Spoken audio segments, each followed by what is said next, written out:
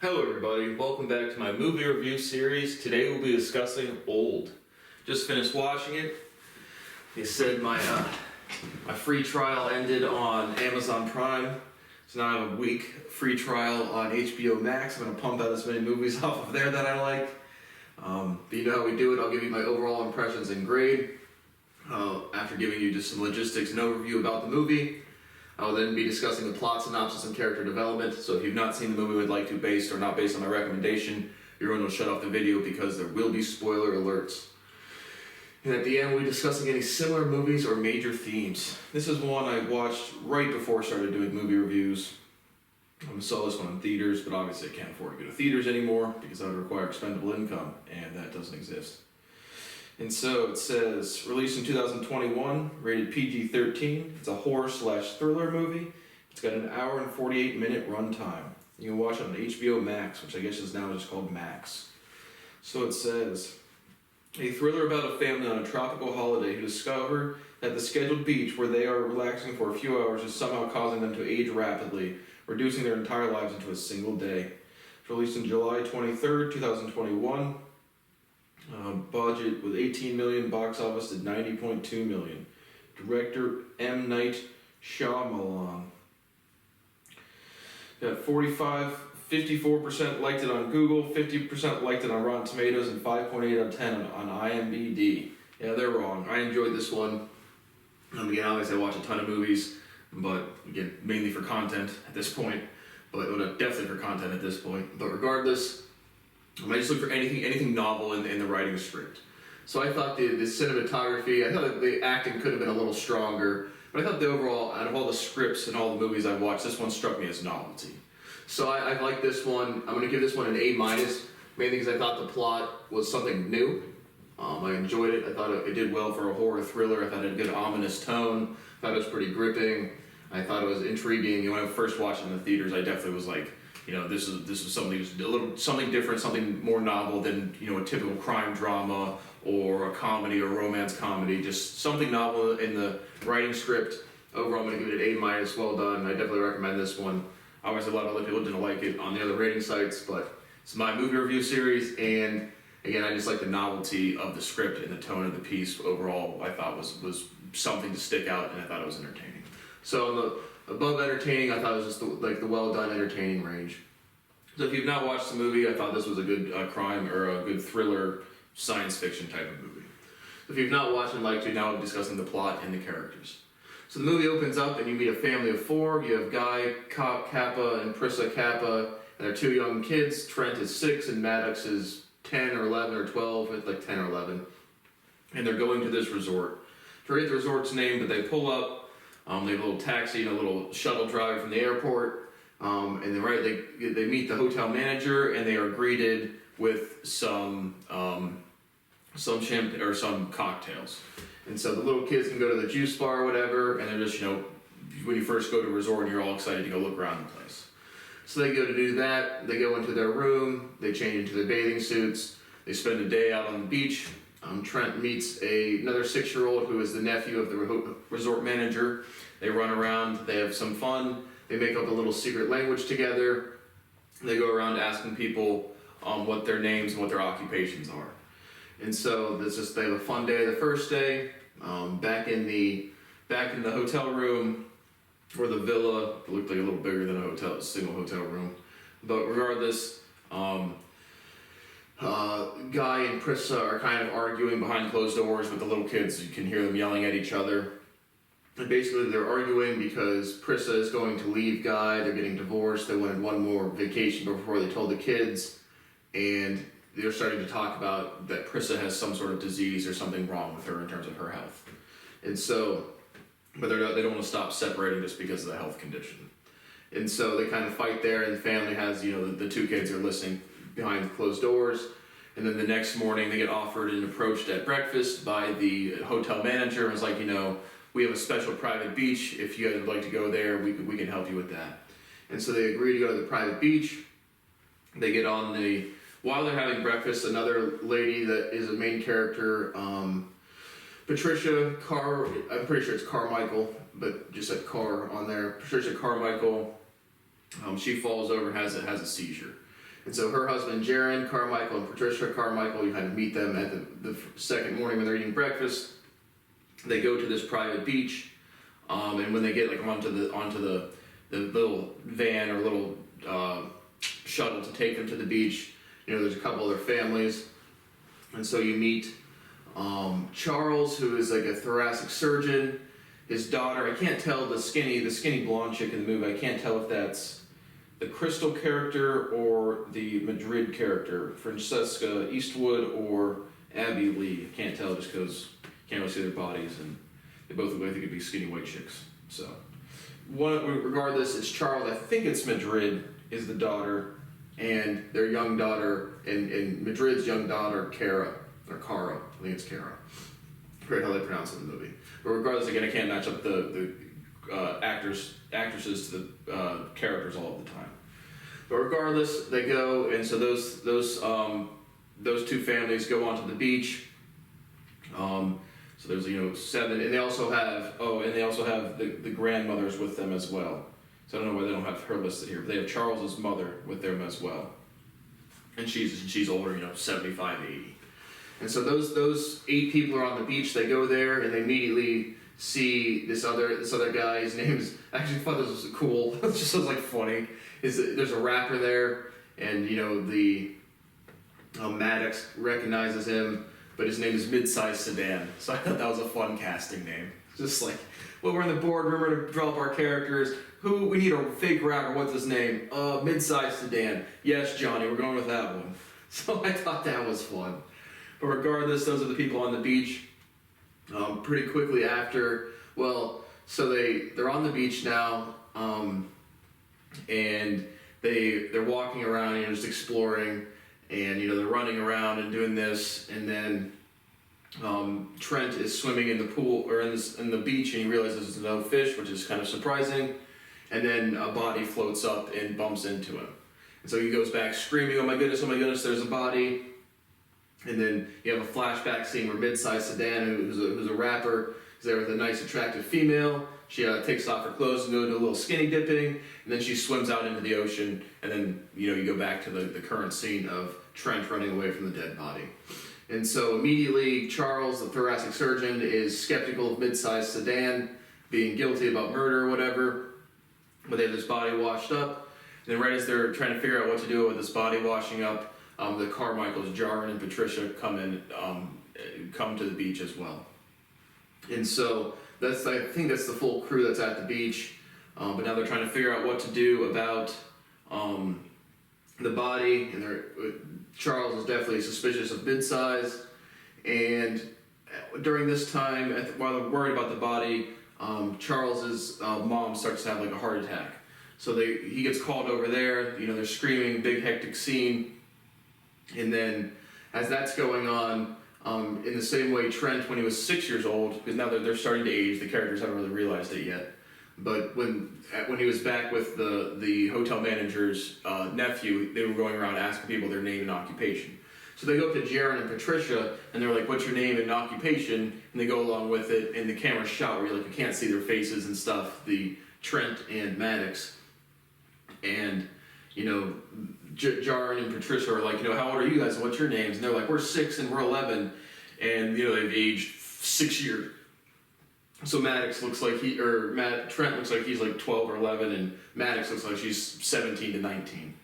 And so that's kind of the first big scene. Is then the parents, after the Charles's mom has a heart attack and dies. They're still worried about Midsize Sedan, what's going on with that chick, and now the parents run over, Guy and Priscilla run over, and they see Maddox and Trent have definitely aged now. So now they're freaking out. They're trying not to cry in front of the kids, and they think it's like a disease or they've got infected with something, but they still haven't determined what exactly is going on. And so that kind of happens. I'm gonna miss some of the developments, but then they have.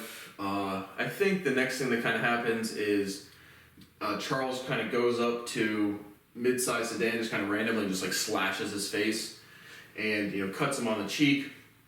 And he kind of stumbles back, tense scene, and he moves his hand, and he's basically healed. And so they're kind of freaking out, like, what's going on? They really haven't figured it out yet, I don't think. Again, the whole movie takes place in the course of one day. But again, they also, when they first got there, the hotel staff loaded them with a bunch of food, so the kids are growing very fast. That's why they've packed so much food. The next kind of thing, I guess, that happens is they all kind of like brainstorming in a group trying to figure out what's going on. They kind of learn that they all have like some sort of disease or health problem, or the way they found out about the place was getting referral from their pharmacist or something. So now they're starting to learn that it's something to do about their medical conditions. And Priscilla has a tumor. And so her tumor starts growing like extremely quickly, and it goes from 3 centimeters, which was her diagnosis, to now it's a golf ball, now it's a softball, now it's the size of a melon. And so Charles is tasked the surgeon to take out the tumor, and so they do the incision wound, and it heals up immediately. And so they cut it again, and Charles is starting to have like his thing is like a mental illness or something. I don't know if it's schizophrenia or whatever. But he's like, before he does the incisions, he keeps saying stuff like, does anybody like movies? Where's that one with this actor and that actor? Clearly out of context of what they're doing, showing that he has some sort of mental illness. And so they end up removing the tumor. It's like the size of a cantaloupe. Maddox is, worried that her mother's dead, and then she revives and comes back to life. Or I guess wakes back up. But so the mother is now better for now. Again, she got the tumor removed. She says she feels better. But now all of the kids are aging substantially. And so I think at this point, this is I think Kara, again, was the daughter of, I think, Madrid, the skinny white blonde chick in the movie. But her and Trent were kind of away from the screen for a little bit. So they kind of not cut out scene, but just like a couple scenes of them like laying in a tent, like, I'm starting to have these different feelings, going through puberty, and because they're mentally 6 years old. And so after they remove the tumor from Prissa, Kara comes out and she's pregnant. And so there's no sex scene. I mean, it's a PG-13 movie, but she comes out now, she's pregnant. And so now Maddox again has aged from even that scene, even from when they were asking Jar and Patricia, and now. So they a couple scenes where they try to run back through this like gully or this arch where they came through, and they get like some pressure in their head, and it like causes them to black out and just come back to the beach. And so they're desperately trying to figure out ways to get out of there. Again, the mother has died by now. Now Kara's pregnant, and the labor lasts like 1 minute, like 2 minutes because they're aging so fast. And so she births the baby, and then it dies immediately because it's not acclimated to this aging. At which point, they're all aware now that they're all aging. They just don't see it as much in the middle-aged people because they don't change as much as kids or as adult or as geriatric people. So Kara has the kid.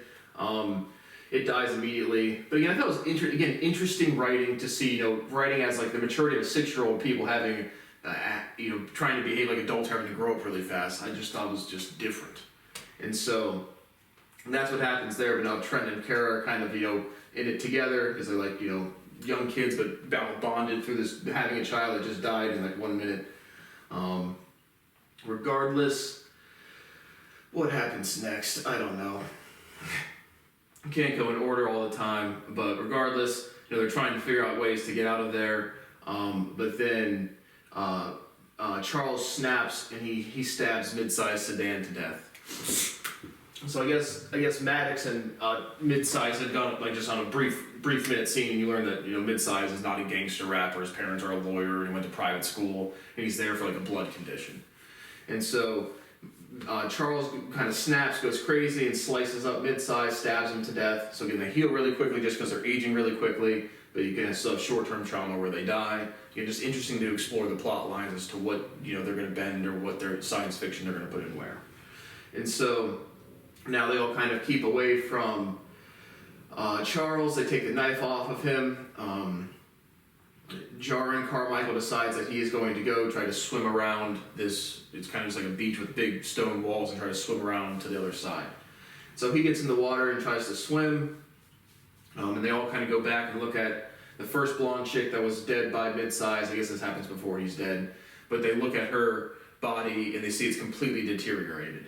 And so Prissa is an archaeologist or something in a museum curator, and so that's how they get the estimation where it's like they're aging like one year of their life every 30 minutes. So like a day is like 50 hours or 50 years or something. Their math, not mine, didn't double check, but that's how they kind of figure out the timeline that they have.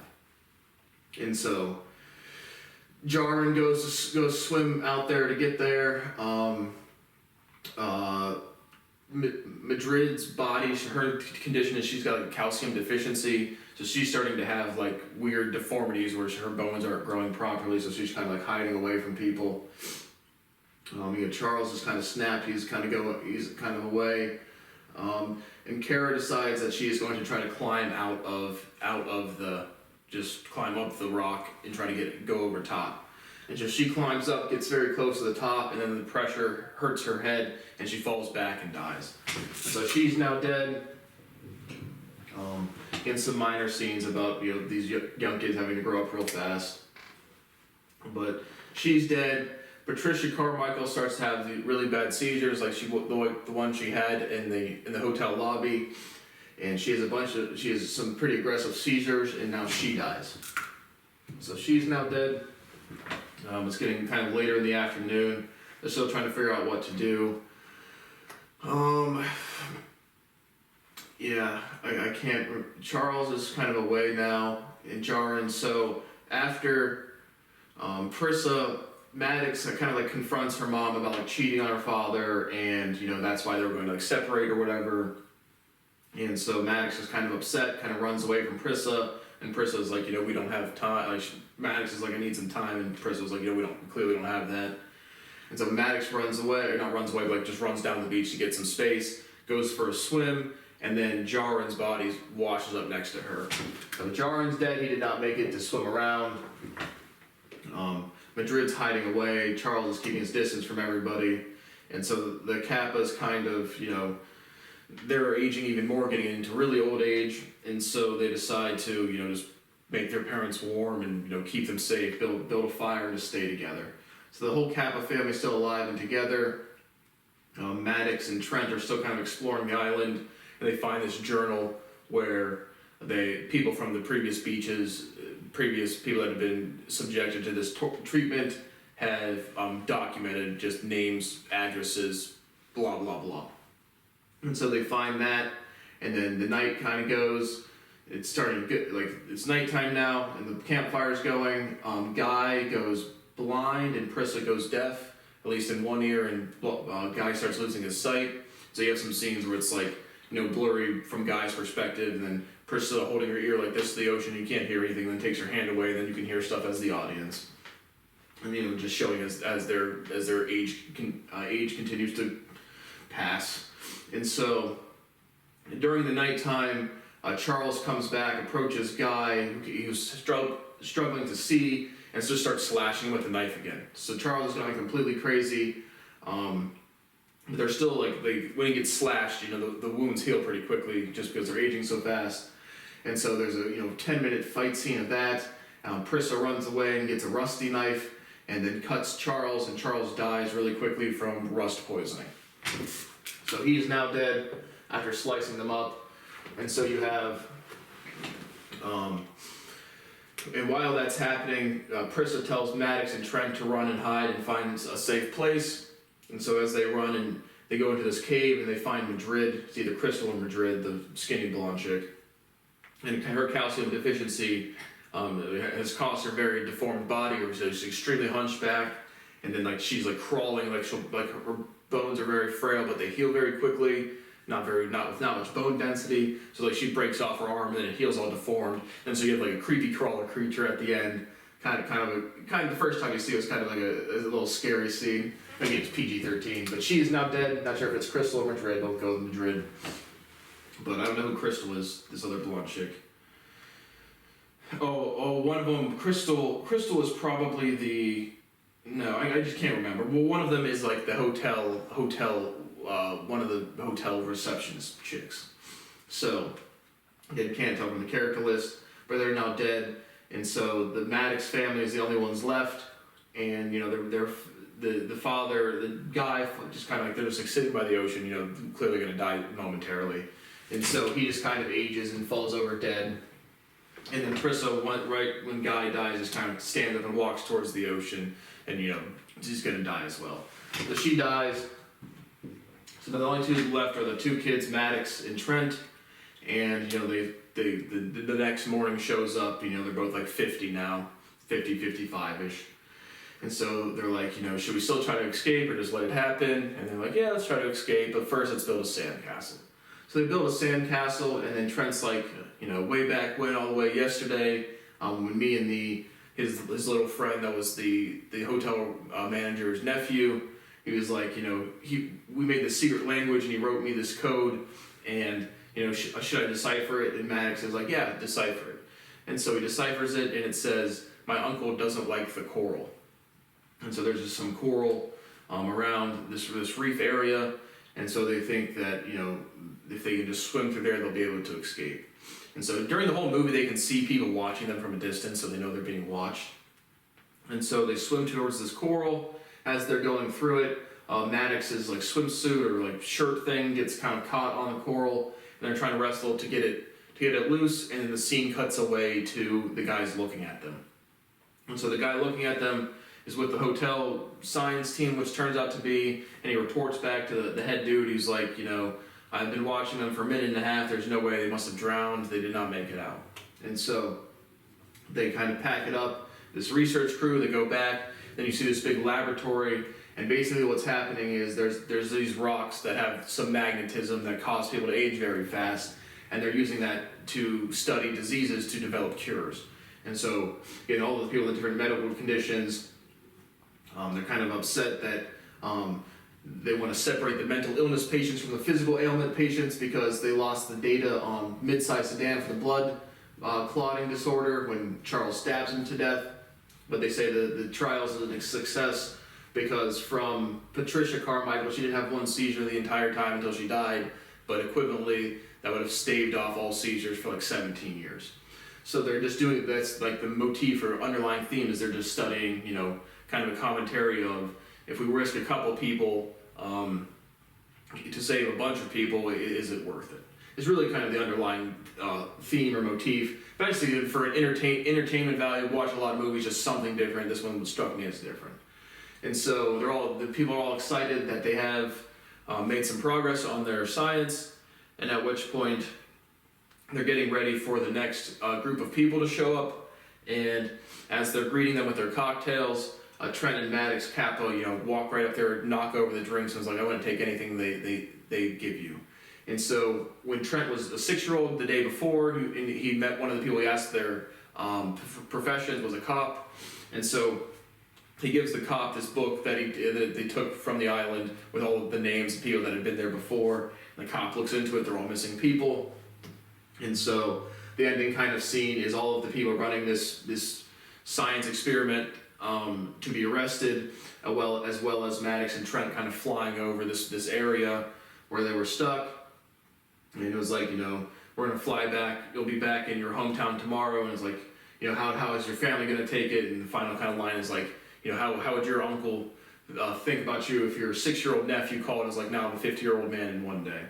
So that's kind of the end of the movie. Again, just for entertainment value, I thought it was something different, so I enjoyed it. And I definitely thought this was one that I wanted to review. And now that I got on HBO Max for a whole week, I'll be pumping out any movies on there that I like. Definitely saw Limitless on there that I like, which is another sci-fi movie that I think is enjoyable, which will be, you know, B+, A- range. And a couple other ones, I don't know, I just have to look around and see what's on there. So thank you for watching, and I'll see you on the next one if there is one.